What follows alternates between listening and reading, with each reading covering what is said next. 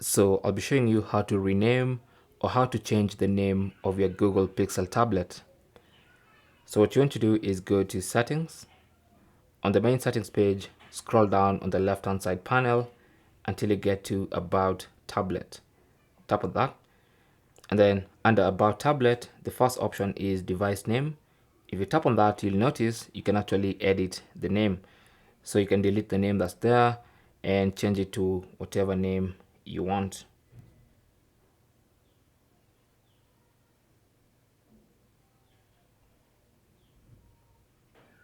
And then tap OK when you're done. And it says your device name is visible to apps on your phone. It may also be seen by other people when you connect to Bluetooth devices, connect to a Wi-Fi network, or set up a Wi-Fi hotspot. So go ahead and tap OK. And that's it. You can now see my device name is this new name. And that's basically how to change your Pixel tablet's name.